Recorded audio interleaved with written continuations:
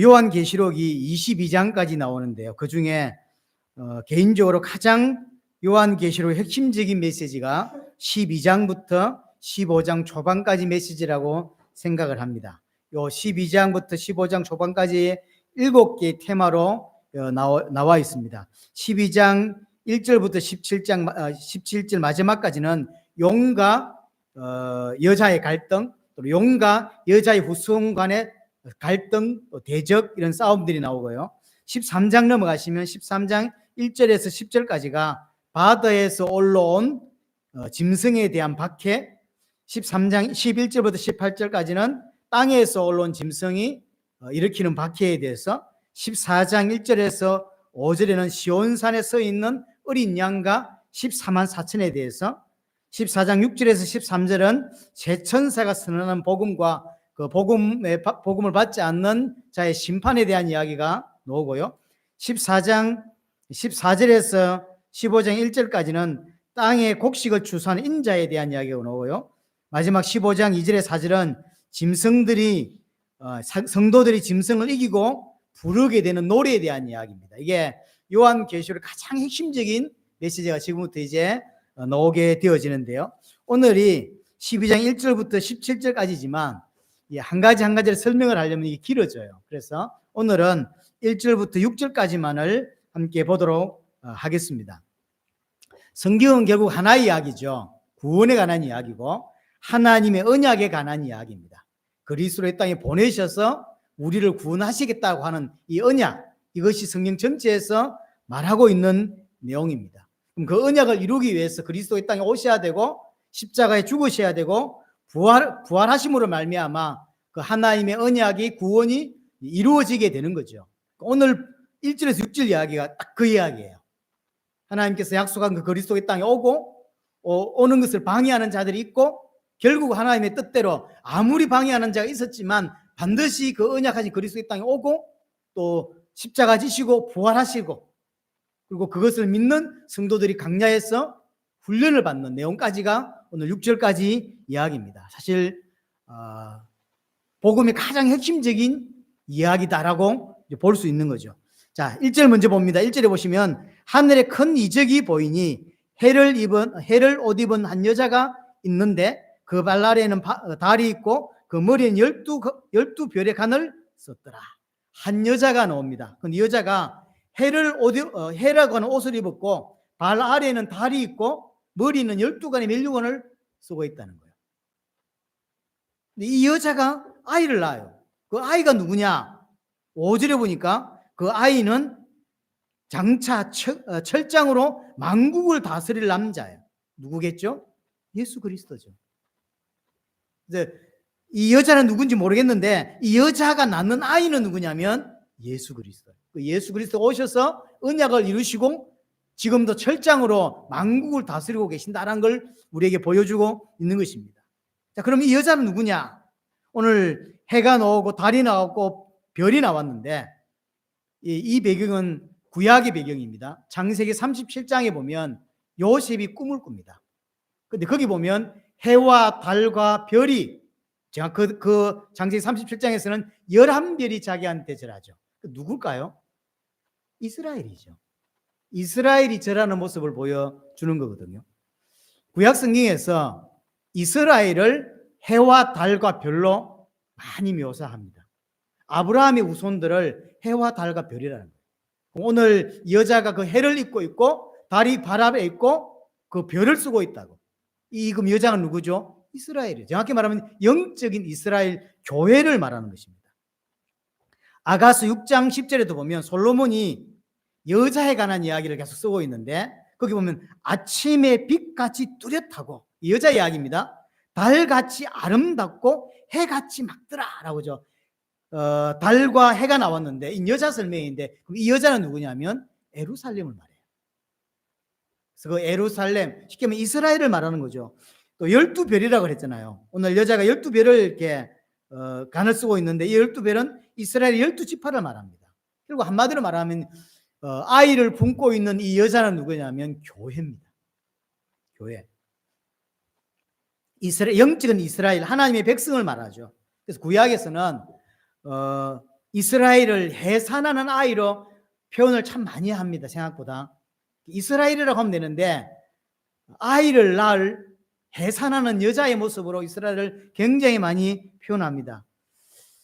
집에 가서 찬찬히 읽어보시기 바라고 이사야 26장 17절에 보시면 여호와여 잉태하는 여자가 산기가 임박하여 상고를 겪으며 부르짖음 같이라고 표현하는데 잉태하는 여자가 나왔죠. 이 잉태하는 여자는 이스라엘입니다.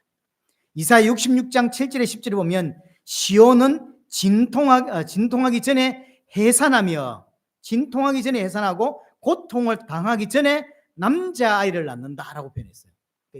그럼 시온은 누굴까요? 교회예요. 그래서 구약 성경에 여러 곳에서 이스라엘을 뭐로 표현하고 있냐면 아이를 임신하고 있는 여자의 모습으로 많이 표현하고 있죠. 여기 원조가 어디냐면 창세기 3장 15절이에요. 아담과 하와가 범죄했을 때 여러 가지 이야기를 하는 중에 뱀하고의 하나님과 뱀과의 대화 속에서 여자의 후손이 너의 머리를 상하게 할 것이다 라고 하는 이야기를 하죠. 여자가 나오고 여자가 하와죠. 여자의 후손은 그리스도입니다. 이 여자가 교회라고 했죠. 이 여자 하와가 뭐하냐면 예수 그리스도를 낳는 거죠. 처음부터 우리에게 원색 복음으로 주신 메시지 안에 여자가 교회이고 여자는 교회입니다. 이 여자는 이제 1차적으로는 하와겠죠. 하와가 낳는 아이 중에 그리스도가 태어나게 되는 거예요.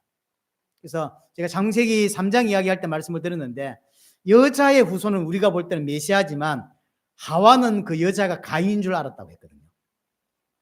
하지만 그 여자는 가인이 아니거든 사실은요. 여자가 낳은 아이는 메시아를 말이죠. 그래서 여자는 교회고 이 교회가 낳는 아이가 누구냐면 예수 그리스도죠. 그래서 여자와 뱀과 원수가 되고 여자의 후손과 뱀이 또 원수가 되는 이것이 성경 창세기 3장부터 요한계시록 20장까지 내용이에요. 여자와 뱀이 원수가 되고요. 여자의 후손과 뱀이 계속 대적하는 싸움입니다. 이 여자의 후손은 메시아가 이 땅에 와야 되고 언약을 성취해야 되는데 이것을 방해하는 뱀, 용, 이 사단이 계속 그것을 막는 거죠. 이 사이 이야기가 성경 전체 이야기죠. 앞에 창세기 1장, 2장 빼고 계시록 21장, 22장 빼고 나머지 이야기는 전체 이야기예요. 하나님이 언약을 이루시도록 그리스도를 보내겠다. 그거 이루지 못하도록 방해하는 존재, 계속 이 싸움인 거죠.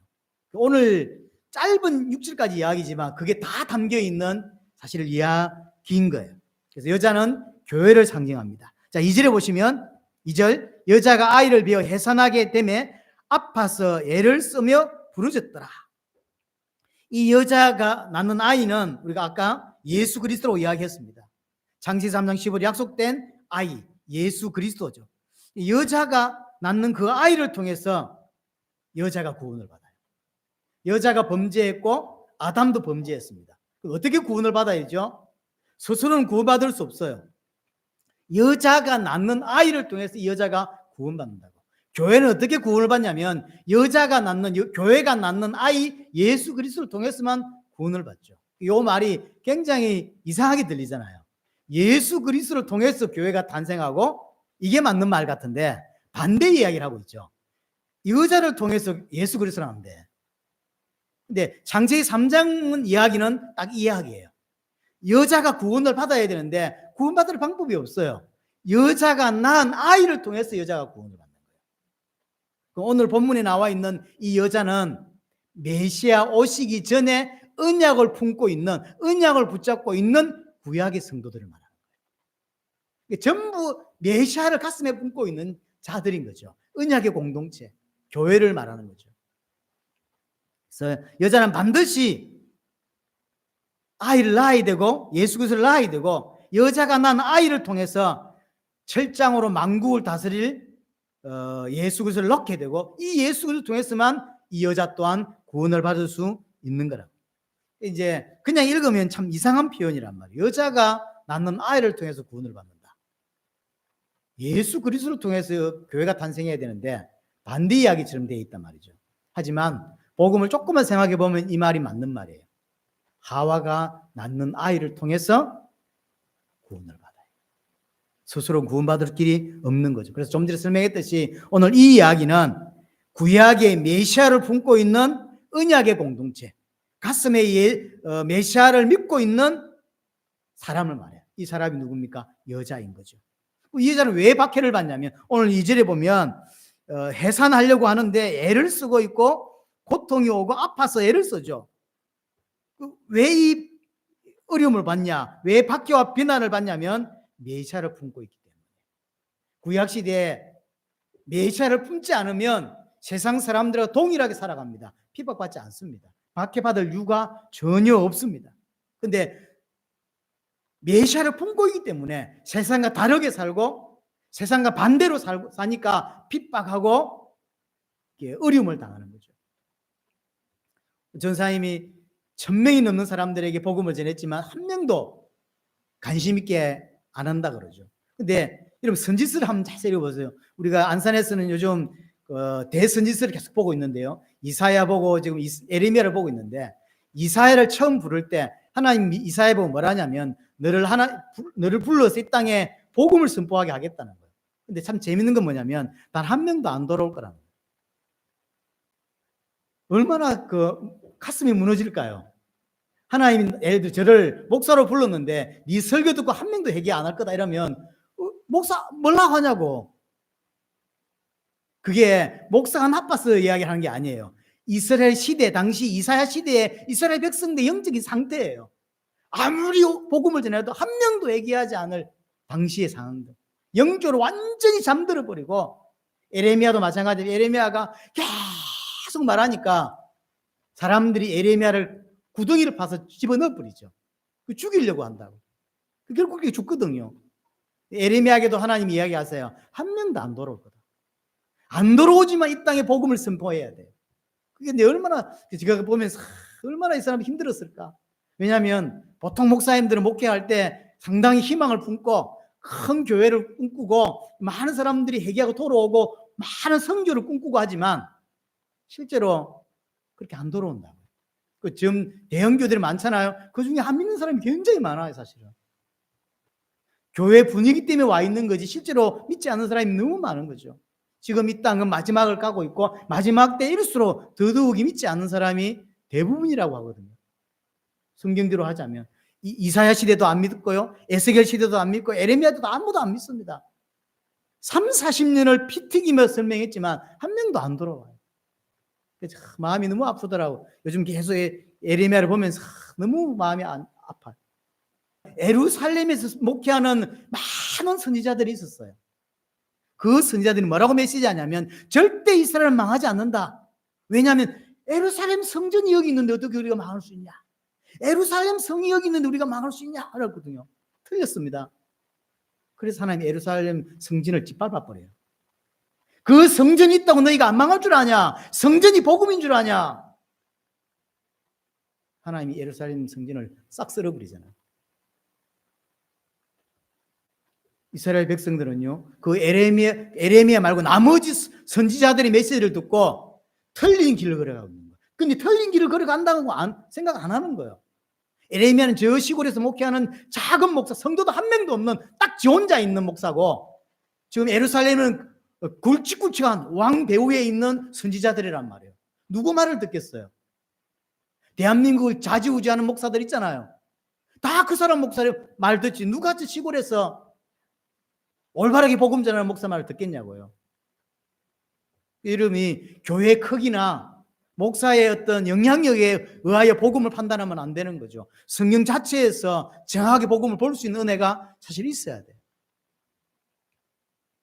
이 구약에 이 지금 임신을 한 이 여자가 해산하는 것 같은 고통과 어려움을 당한 이 다 핍박이에요. 왜냐? 다 우상숭배하는데 이 사람만 우상숭배 안 하거든. 그러니까 많은 고통을 당할 수밖에 없는 거죠. 타협하면 고통 안 당합니다. 세상과 적당하게 살면, 맞추고 살면 고난 안 당하는 거예요, 사실은. 여러분도 마찬가지입니다. 하지만 이 성도들은 가슴에 메시아를 품고 산다고. 그래서 메시아 오기를 계속 기다리고 있다고. 그래서 고난 당하고 고통을 당하는 거예요. 요한복음 16장 한번 볼게요. 예.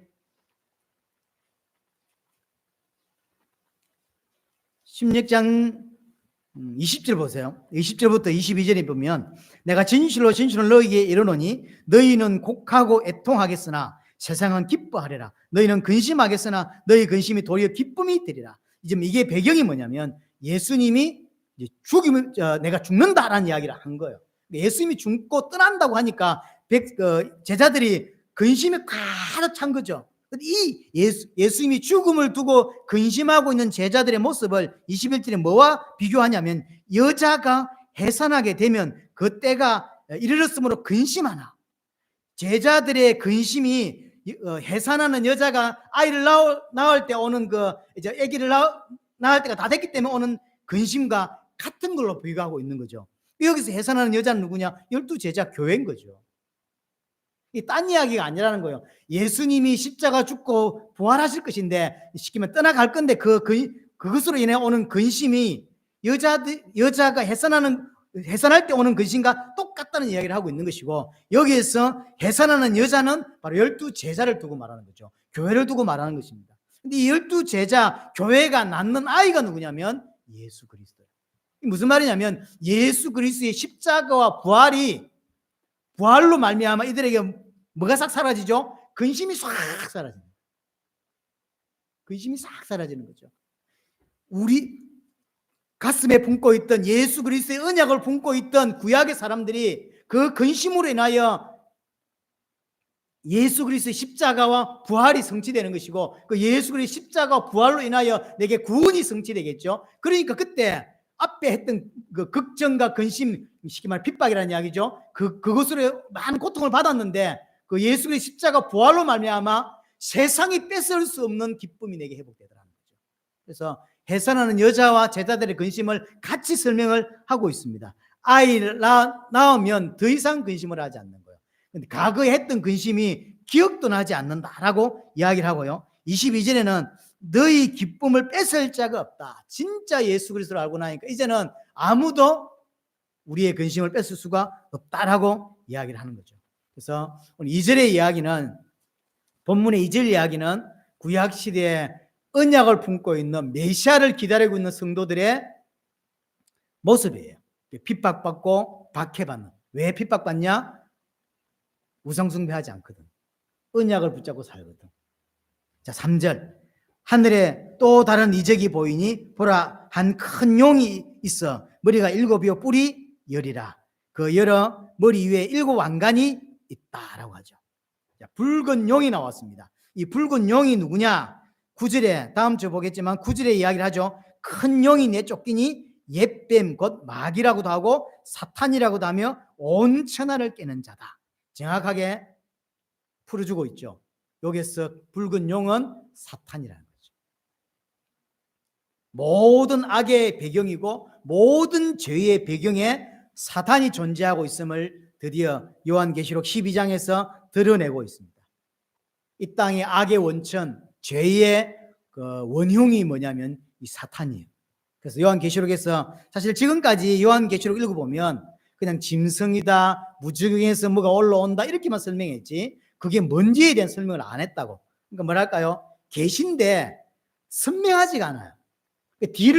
뒤에서 읽어보지 않으면 이게 앞에 뭔지가 선명하지 않은데 드디어 계시록 12장에서 그 무중에서 올라오는 짐승이 뭐고 그 용이 누군지를 딱 설명해주고 있죠. 그 용은 사탄이라는 거예요. 그 사탄에 의해서 지금 그제 많은 어려움들이 발생했다는 이야기를 하고 있는 것입니다. 한마디로 용은 성경에서 하나님을 대적하는 존재죠. 어떨 때는 나라로 등장합니다. 어떨 때는 세력으로 등장해요. 시편 74편에 보면 주의 능력으로 용들의 머리를 깨뜨렸다라는 표현을 했어요. 용들이 나왔는데 이 용들이 누구는 애굽입니다. 그럼 결국 계시록 12장을 배경으로 설명하면 실제 1차적으로는 애굽이지만 그 애굽 배경에 누가 있다? 용이 있다는 거죠. 용이 누구죠? 사탄이에요. 지금 세상에 가해지는 모든 악은 어떤 개인이요. 하지만 그 개인이 배경에 누가 있다? 사단이 있다는 거예요. 사단의 활동으로 말미암아 이 땅이 점점점 어려워지고 점점점 범죄가 강해지고 점점점 이상한 일이 계속 벌어지는 거예요. 근데 세상 사람들 눈에는 절대로 안 보이는 거예요. 기독교인의 눈, 영적인 눈 열린 자에게만 보이는 거예요. 그래서 단순히 사람만을 미워해야 될 문제가 아닌 거예요. 이것은 모든 죄의 원흉, 모든 문제의 원흉이 누구냐면 사탄이라는 걸 정확하게 보여주는 거죠. 에스겔서 29장 3절에도 애굽을 큰 악으로 표현해요. 리오야단이라고 표현하는데 이 큰 악어가 누구냐면 바로를 말해요. 이게 분명히 1차적으로는 바로가 나쁜 놈이고 애굽이 나쁜 놈이에요.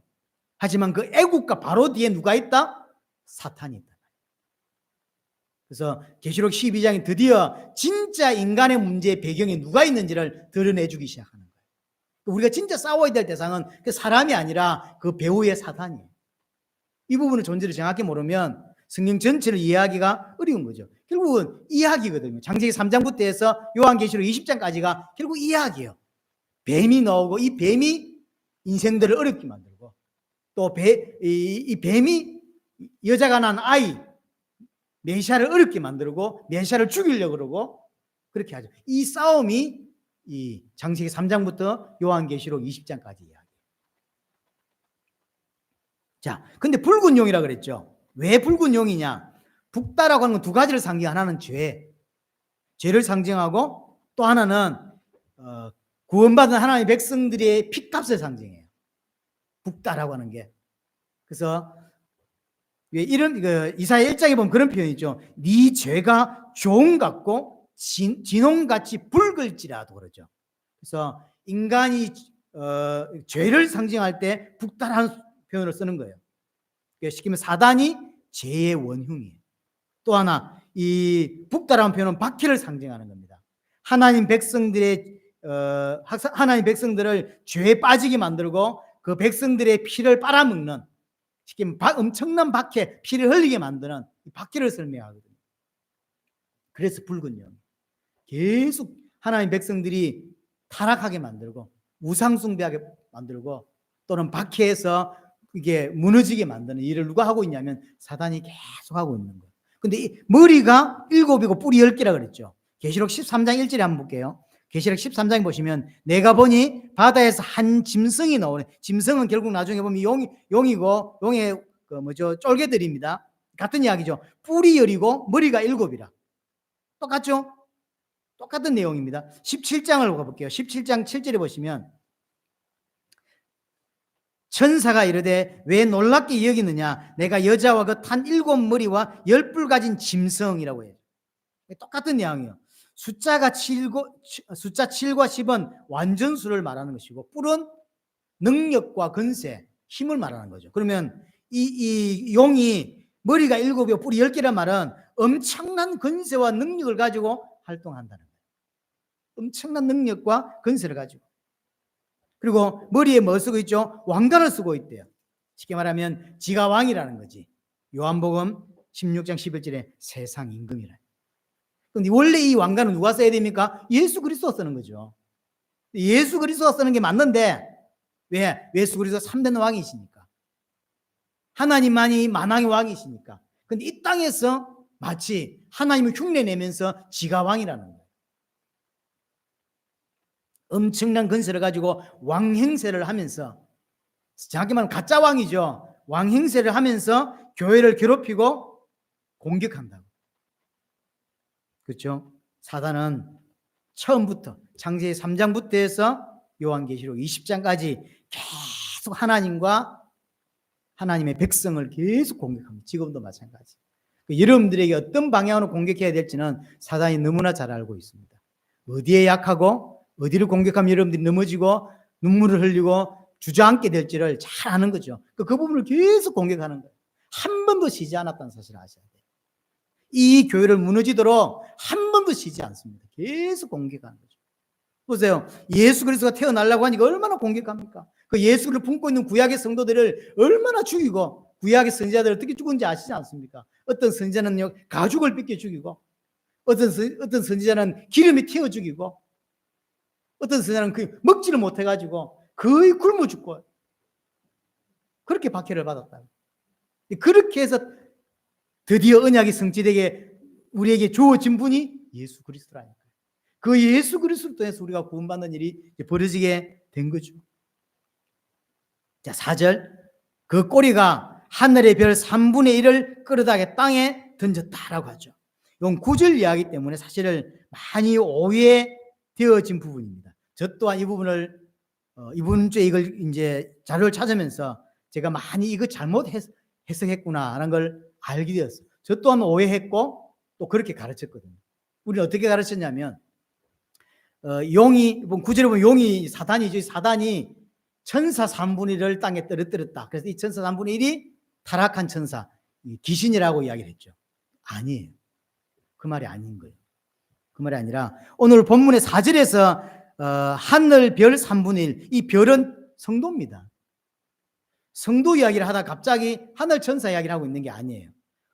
근데 9절 때문에 이걸 오해했다. 9절을 먼저 읽고 4절을 보는 바람에 많은 사람들이 이렇게, 신학자 또한 이렇게 해석을 했다고요. 근데 제대로 해석을 하자면 그 말이 아닙니다. 오늘 이 별은 하나님 백성을 말해요. 교회를 말해요. 이건 다니엘 8장에서 인용한 구절입니다. 다니엘 8장 10절에 나온 구절인데요. 하늘의 별 3분의 1 땅에 던졌다고 하는 이야기고 그만큼 권세를 가지고 있다는 거예요. 그럼 성도들을 3분의 1을 죽였다는 거예요. 요한계시록에 계속 보이고 있는 게 이 사단의 발악이잖아요. 계속 공격하고 지금 3분의 1이라는 숫자는 계속 나오고 있죠. 요한계시록에서 3분의 1, 6분의 1만 해서 계속 지금, 그래서 이 땅의 성도 3분의 1을 죽였다라고 하는 핍박을 말하는 거죠. 실제로 순교도 있고요. 순교가 아니지만 죽였다고 말해요. 왜냐하면 기독교는 죽는 존재니까 원래가. 그래서 여기에서 별 3분의 1을 던졌다는 이야기는 그만큼 권세를 가지고 있다는 이야기예요. 하나님 백성임에도 불구하고 끊김없이 나타나서는 짓밟고 박해하고 이를 권세를, 어마어마한 권세를 가지고 있다는 걸 보여주고 있는 것이고요.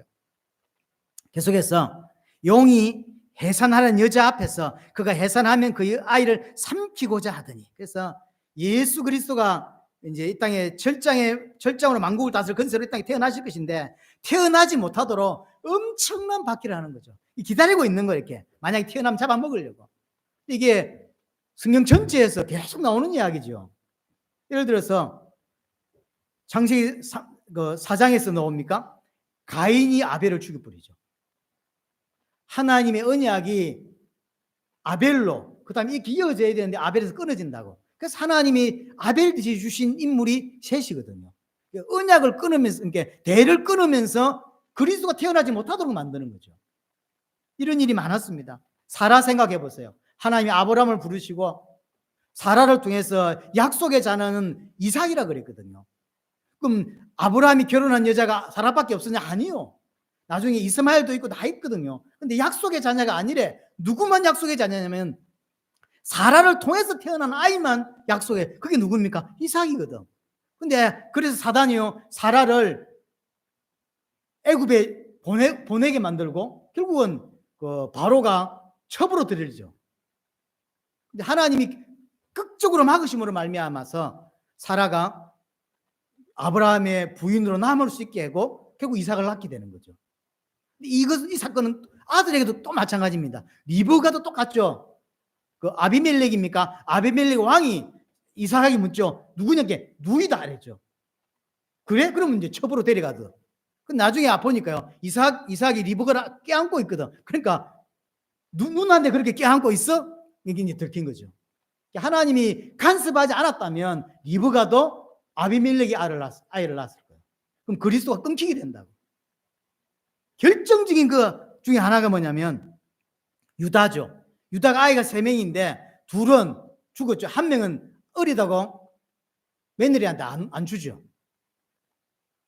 사실은 거의 성공하는 것처럼 보였어요. 하지만 이 며느리 다말 맞나요? 다말이 직접 유다의 씨를 받아서 메시아가 오도록 길을 열죠.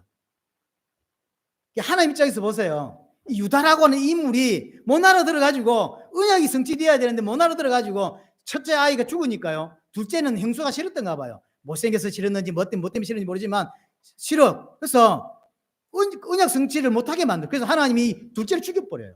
그럼 셋째를 통해서 임신을 하게 만들어야 되는데 둘째가 죽는 걸 보고 유다가 안 주죠. 그래서 결국은 다말이 이렇게 변장을 해가지고 직접 씨를 받아내는 말도 안 되는 이야기가 성경 안에 기록되어 있거든요. 그뿐입니까? 바라를 통해서 모든 남자를 다 죽이죠. 그 상황 속에 태어난 인물이 모세거든요. 근데 산파들이 남자를 살린다고. 말도 안 되는 이야기죠. 하나님이 개입하지 않으면, 하나님이 역사하지 않으면 절대 일어날 수 없는 일이에요. 사울 왕이 다윗 왕을 죽이려고 하죠. 한두 분이 아닙니다. 어마어마한 군사를 끌고 와서 다윗을 얼마나 죽이려고 합니까? 죽었으면 반드시 메시아는 다윗이 우선으로 와야 되죠. 다윗이 장가도 가기 전에 죽었으면 어찌 되죠? 메시아가 못 오는 겁니다. 그뿐입니까? 페르시아 때 하만이라고 하는 사람이 이스라엘 사람들을 다 몰살시킬 작전을 세웠고 거의 성공할 뻔했죠. 에서드가 죽으면 죽으리다 라고 하는 중요한 고백을 하면서 반전을 일으키내고 결국 이스라엘이 살아남게 되죠. 마찬가지죠. 헤롯 왕 때 메시아가 태어난다라고 하니까 헤롯 왕이 명령으로 인하여 영아 살해를 엄청난 사람을 죽이내죠. 메시아가 오면 안 되니까. 오늘 본문에 그 이야기예요. 4절 이야기가 이 용이 메시아가 태어나지 않도록 엄청난 박해를 했고 태어나더라도 죽이려고 엄청난 활동을 하죠. 네, 결국 하나님이 막아내시죠. 그래서 오늘 본문의 중요한 핵심이 뭐냐면 그렇게 사단이 활동하고 방해하고 박해하고 사람을 찢어 죽이고 엄청난 일을 하는데도 불구하고 하나님은 한치 오차도 없이 언약을 다 이루시더라는 거죠. 여러분도 마찬가지, 우리도 마찬가지죠. 우리가 하나님의 교회입니다. 하나님의 백성이에요. 우리를 통해 이루실 일이 있습니다. 분명히 사단의 공격과 방해와 어려움이 있을 것입니다. 하나님은 그 어려움을 반드시 막아내고 이겨내고 이루신다는 거죠. 우리를 통해서 뭘 하지 잘 모르겠어요. 하지만 하나님이 계획한 건 이루시는 거죠. 우리에게 지금 이 설명을 하는 거예요. 요한계시록에 요한이 편지를 쓰면서 이 서신을 받아볼 성도들은 어떤 마음이냐면 지금 두렵고 떨리고 교회들이 편지를 내기 시작하고 난리가 아닌 거죠. 근데 이 편지를 딱 받아보면 압니다. 아, 결국 이렇게까지 방해했는데 결국 하나님 뜻대로 되는 거구나. 알아야 될 게 뭐냐면 사단이 분명히 힘이 있고 능력이 있어요. 하지만 하나님의 손 아래에 있다는 거죠. 하나님의 허용 범위 안에서만 활동하지 하나님의 허용 범위 밖에서 활동하는 법은 없다는 거죠. 기간과 모든 것들이 사실은 하나님의 손 안에 정해져 있어요. 5절 여자가 아들을 낳으니 드디어 예수 그리스도가 탄생하죠. 철장으로 만국을 다스릴 그 주인공 예수 그리스도가 드디어 태어납니다. 여기서 낳았다라고 하는 것은 단순히 성육신만을 설명하는 건 아닙니다. 성육신은 당연히 포함되는 거예요. 성육신 하시고 십자가 지시고 부활하시는 모든 전 과정을 합쳐서 낳았다라고 표현해요. 사도행 13장에 보면 하나님이 예수 그리스도를 낳았다라고 하는데 그 낳았다고 표현 안에 성육신과 십자가 사건과 부활까지 다 포함되어 있는 이야기예요. 그래서 그런 엄청난 방해 속에서도 드디어 언약의 핵심이신 예수 그리스도가 태어났고 드디어 오신 목적대로 십자가 지시고 그 십자가의 보혈로 우리를 구원하는 일이 완성되는 것이고 그게 완성됐다는 증거로 부활하신 것이고 그리고 성천하시죠. 이게 낳았다는 말 속에 다 포함된 거예요. 이는 장차 철장으로 만국을 다스릴 남자라 예수 그리스도입니다. 그 아이를 하나님 앞과 그 보호자 앞으로 올려가더라. 이 올려간다는 이야기는 끌어가신다라는 거죠. 뭐 굳이 따지자면 예수님의 성천을 말하는 거죠.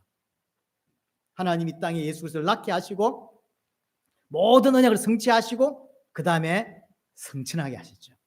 이 모든 과정이 하나님의 손에 의하여 이끌려가는 거예요. 하나님이 끌어가신다는 이야기죠. 사단의 공격에도 하나님의 언약은 반드시 이루어진다는 거죠. 사단의 공격이 있어도 예수님이 이 땅에 오셨고 막을 수가 없죠. 사단의 공격이 분명히 있었음에도 불구하고 이 땅에 예수님이 죽고 부활하는 일이 벌어졌습니다. 그런데 이 사건을 볼 때 사단의 공격이 마치 성공하는 것처럼 보였어요. 왜냐하면 죽이려고 발악을 했고 또 실제로 예수를 죽였어요. 죽임으로 말미암아 자기가 이겼다고 생각한 거죠. 하지만 이게 대반전이 일어나는 줄 몰랐던 거예요. 예수의 죽음은 하나님 언약 속에 포함되었던 것이고 그 예수의 죽음으로 말미암아 사단이 예수의 죽음으로 죄가 예수의 죽음으로 하나님 만나는 길이 완벽하게 완전하게 단번에 열려버리게 된 거죠. 사실은 사단이 예수를 죽이면서 끝났다, 이겼다라고 생각했을 거예요. 근데 아니죠. 하나님이 그걸 완벽하게 뒤집은 거죠. 그래서 완벽하게 뒤집어 따라온 증거가 부활인 거예요. 하나님의 뜻대로 이루어졌다라고 하는, 하나님이 이끌어 올리셨다, 그 이야기거든요. 그래서 지금도 그 하늘 보좌에 앉아 계신 그 주님께서 지금도 철장으로 만국을 통치하고 계신 거죠. 우리 또한 마찬가지. 우리는 그 통치 아래에 있는 겁니다. 하늘나라가 완벽하게 지금 우리가 임한 게 아니잖아. 지금 우리에게 임해 있어요. 완성되지 않았을 뿐이지. 우린 지금 그 철장으로 만국을 다스리는 그분의 통치 아래에 있는 것이고, 통치를 계속 받아야 돼요. 완벽하게. 근데 우리의 죄성과 우리의 성질과 이런 것 때문에 계속 그분의 인도를 안 받으려고 한다고. 그래서 우리를 무릎 꿇리고 만들고 하나님께 엎드리게 만들어서 쳐서 복종시켜서 그리스도가 그렇게 하셨던 것처럼 우리 그렇게 해야 된다는 거예요. 그 가정이 지금 우리의 가정입니다. 사단은 여자를 공격했듯이 여자의 후손도 공격했고, 여자의 후손으로 말미암아 태어난 교회도 공격하고 있습니다. 우리를 공격하고 있다는 거죠. 그래서 사단의 총 공격 대상이 누구냐면 여자입니다. 교회 계속 불화살을 씁니다. 하지만 하나님 반드시 지켜낸다죠. 이끌어내신다. 지켜낸다. 근데 이제 한 가지 특이한 게 뭐냐면, 예수님이라고 이해가 됐는데 아이라고 자꾸 설명하죠. 다스릴 남자라 그 아이를 아이라고 자꾸 이야기를 해요. 왜 아이일까요? 만왕의 왕인데, 철장으로 만국을 다스릴 뿐인데 왜 자꾸 아이라고 합니까? 아이의 특성을 설명하는 거예요. 아이여야 된다는 게 아니라, 이걸 잘못 이해해서 천주교는 자꾸 마리아가 예수 그리스도를 안고 있는 이런 설명입니다. 아이 예수를 자꾸 강조하죠. 그 의미가 아니요. 그 원래는 그들은 무슨 의미였는지 모르겠지만 그들은 예수 그리스도를 약화시키는 일을 하죠. 여기서 아이는 그 의미가 아닙니다. 아이는 전적으로 부모의 의존에서 사는 존재인 거예요. 예수님은 철저하게 아버지 하나님만을 의지하고 하나님만을 의뢰하며 의존하며 순종했어요. 예수 그리스도가 한 역할을 이야기합니다. 하늘의 왕이 땅을 살리고 세상을 구원하는 방법이 뭐냐? 세상의 방법대로 아니에요. 하늘의 방법, 하늘의 통치의 방법입니다. 그게 뭐냐면 하나님만을 의지하고 하나님만을 신뢰하고 하나님께만 순종하는 방식. 이것이 우리가 배워야 될 이 땅의 모습입니다. 우리가 하늘나라에서 동일한 통치를 하게 될 것인데, 이 땅에서 통치의 방법을 배우는 거예요. 그게 세상 방법이 아니라 하늘의 방법, 하늘의 통치의 방법이에요. 세상 방법은 짓밟는 겁니다. 왕이 되는 것이고 올라가는 것이고 짓누르는 거죠. 억압하는 거죠. 왕이기 때문에. 하늘 왕은 그렇게 하지 않는 거예요. 우리가 하늘나라에서 왕이 될 건데 그 왕은 그렇게 다스리지 않습니다. 하늘나라에서는 그렇게 다스리지 않습니다. 순종함으로, 인내함으로, 겸손함으로, 기다림으로, 그게 이 땅에서 배워야 되는 왕의 모습인 거예요. 우리는 그걸 배워요. 우리는 지금요 세상 방식과 반대인 거잖아요. 그래서 사실 힘들어요. 세상 방식이 잘 쉽죠. 잘 나가는 사람 뒤에 붙고, 잘 나가는 사람 뒤에서 딸랑딸랑 하면서 따라가고, 그게 세상 방식이란 말이에요. 그래서 그 짓밟고, 가난한 자들 짓밟고, 힘을 얻고, 돈 많이 벌어서 위치에 올라가고, 그래서 하나님도 그 위치에 올라갈 수 있는 어떤 혜택을 받을 수 있는 자로 이용해 먹고, 그게 땅의 사람이라고. 하지만 하나님은 우리에게 제공한 왕의 모습, 배워야 될, 왕에 갖춰야 될, 왜 조선시대 보면요 왕이 아직 아니지만 20년의 왕이 될 거라, 그럼 왕의 교육을 시키죠. 뭐 인품도 가르치고 뭐 천자문도 가르치고 뭘 하잖아요. 왕을 훈련시킨다고. 그 가정이 우리 가정. 근데 그 하늘의 왕은 뭘 배워야 되냐면 짓밟는 걸 배워야 되는 게 아니에요. 순종을 배워야 되는 거예요. 인내와 겸손과 자비와 용서와 낮아짐과 자기 부인을 배우는 거예요. 여러분 이 땅에서 예수 믿으면서 그걸 배워야 돼요. 겸손을 배우고 자기 부인을 배우고 낮아짐을 배우고 자비를 배우고 용서를 배우고 순종을 배워야 된다니까. 왜냐하면 그것으로만 하늘나라 다스릴 수 있어요. 근데 이 땅에서 그걸 안 배운다니까, 기독교인도. 왜냐하면 복음을 모르니까. 기독교인의 모습이 또 불신자의 모습과 똑같은 가치관으로 살아간다니까요. 그게 아니라는 거예요. 순종과 자비와 용서와 자기 부인과 자기 십자가를 지려고 하는, 여러분들이 교회에서 서로 헌신하려고 자기 이렇게 뭐랄까요, 내 체질이 안 맞아, 이게 헌신하고 뭐 이런 게 내 체질이 안 맞아. 그 체질이 맞는 사람이 어디 있어요? 배워야 돼요. 훈련해야 된다니까요. 안 맞지만 훈련해야 돼요. 십자가 지는 거, 앞에 나서는 거 좋아하고 이런 게 내 성질인데, 반대로 하늘나라에서 내 모습은 그게 아니기 때문에 배워야 돼요. 왕으로 갖춰줘야 된다는 게, 내가 왕으로 하나님께 부름받았다고 왕의 모습을 갖춰야 돼요. 그게 순종이고 자기 부인이고 낮아짐이고 섬기는 것이고 다른 사람을 올리는 것이고. 근데 우리는 그거 쉽지 않죠. 우리는 올라서고 싶고 짓밟고 싶고 명령하고 싶고 위치에 가고 싶고 떵떵거리고 싶고 봐라 이런 거 하고 싶은데, 성경은 딱 반대라니까. 그래서 그걸 배워야 돼요. 그래서 훈련해야 돼요. 그래서 하늘나라에서 통치할 수 있는 자로 낮아지고 자기를 부인하고 다른 사람을 높이고 섬기고. 우리는 딱 반대거든요. 저도 설교할 때 까는 걸 좋아하지, 저 사람 높이는 거 성질이 잘 안 맞아요. 나도 못났지만 까는 게 훨씬 더 시원해요. 못된 놈 이런 거 막 까고 막. 근데 그거 아니라는 거. 자꾸 설교를 계속 성경을 보면 볼수록 그거 아니라는 거예요. 하나님이, 예수님이 이 땅에, 예수님은 진짜 하나님이잖아요. 근데 그분이 오셔서 하는 일이 뭐냐면 낮아지고 겸손하고 자기를 부인하고 자기 십자가를 지는 삶으로.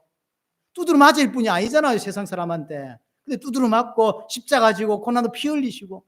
그게 우리가 살아갈 하늘에서의 다스림의 모습이거든. 우리가 배워야 돼요. 그게 잘 안 된다고. 저라고 쉽겠습니까? 힘들어요. 내 체질이 왕 체질이 아니구나 이렇게 느낀다니까요. 우리는 왕 체질이 아니야. 그래서 예수님이 뭐라 하냐면, 너희가 어린아이와 같이 되지 아니하면 결단코 천국에 들어가지 못한다. 여기서 어린아이가 되지 않는다는 말은 무슨 말일까요? 어린아이가 미련하다 이렇게 표현하기도 하잖아요. 미련하지 않으면 그 말입니까? 아니죠. 오직 아버지께만 의존하는 존재. 어딜 갈 수도 없어요. 아버지가 태워줘야 되고 아버지가 데려줘야 되고 아버지가 밥을 줘야 되는 거예요. 우리는 오직 하나님만 의지하는 자로, 그 자가 되지 않으면 천국에 못 간다는 거예요. 자, 6절 마지막에 그 여자가 강야로 도망하며 거기서 1260일 동안 그를 양육하기 위하여 하나님께서 예비하신 곳이 있더라. 강야로 도망합니다. 우리를 구원하셔서 다시 강야로 데려가신다는 거예요. 강야는 척박한 땅입니다. 강야는 좋은 땅이 아닙니다. 강야는 고난의 땅입니다. 이게 훈련소예요. 얼마만큼 훈련하냐? 1260일. 1260이 언제입니까? 구원받고 주님을 설 때까지 날짜. 3년 반. 한 대, 두 대, 반 대. 그렇죠? 똑같은 이야기죠. 하나님과 영원히 함께 할 수 있는 자로 지금 양육시키고 있는 것입니다. 하나님을 만날 수 있는 유일한 땅이 강야예요. 사람은 잘 나가고 배부르고 위치에 오르면 절대로 하나님 찾지 않습니다. 그게 인간의 죄성이에요. 그렇죠? 그래서 하나님 우리를 자꾸 낮추게 뭔가를 주는 거예요. 돈 많은 사람에게도 낮아지고 무릎 꿇을 수 있는 걸 줘요. 자식에게 문제를 줬던 뭔 줘서 끄집어 내린다니까요. 마음이 가난한 자로 만들어요. 그렇지 않으면 예수 안 믿습니다. 예수 믿게 하려고 그렇게 하는 거예요. 우리를 낮아지게 만들고 우리를 하나님 누군지 알게 만들고, 그래서 그분께 무릎 꿇게 만들고 그분께 순종할 수 있는 자로 어디로 보내냐면 강야예요. 근데 그 강야가 하나님이 예비한 거예요. 하나님이 예비한 곳은 왕궁이 아니에요. 물론 궁극적으로 왕궁이 있죠. 이 땅에서는 왕궁이 아닙니다. 강야입니다. 강야는 척박한 땅이에요. 강야는 어려운 땅입니다. 하나님 나를 그곳에 지금 이끌어가고 있다는 사실. 저와 여러분들이 겪고 있는 모든 어려움과 문제와 사건, 하나님이 예비하신 것입니다. 왜 예비하시냐? 나를 성장시키기 위해서, 나를 양육시키기 위해서. 얼만큼 양육하시냐? 1260일 동안. 그 모습이 뭐냐? 순종이에요. 자기 십자가 지는 자를 만드는 거예요. 그거 안 되면 천국 못 가는 거예요, 사실은. 우리의 신앙 성장을 위해서 사단의 공격이 있고 우리가 받는 훈련은 하나님이 허용된 범위 안에서, 허용된 시간 안에서만 받을 수 있습니다. 사단이 아무리 능력이 많아도 하나님의 손 안에 있다는 사실이에요. 하나님의 주권 아래서 이 모든 것들이 이루어진다라는 사실을 볼 수 있습니다. 오늘 1절부터 6절까지 이야기가 이 부분이요. 하나님은 언약을 이루시고 그 언약을 이루는 과정 속에 많은 문제가 있어요. 하지만 반드시 언약을 하나님이 이루신다라는 거죠. 우리 교회의 목적이 있습니다. 하나님 반드시 이루시겠다는 거예요. 여러분에게 문제가 있으면 괜찮습니다. 하나님이 이루시겠대요. 하나님의 원래 계획대로 이루시겠대요. 우리가 이제 싫은 게 하나님 계획을 모르기 때문에 내가 생각한 계획대로 안 되면 짜증이 나고 힘이 드는 거예요. 하지만 하나님의 계획대로는 이루어지게 돼 있어요. 하나님을 믿고 하나님을 의지하고 하나님께서 알아가는 은혜가 우리에게 있어야 된다는 거죠. 이 은혜가 여러분들 있기를 원합니다.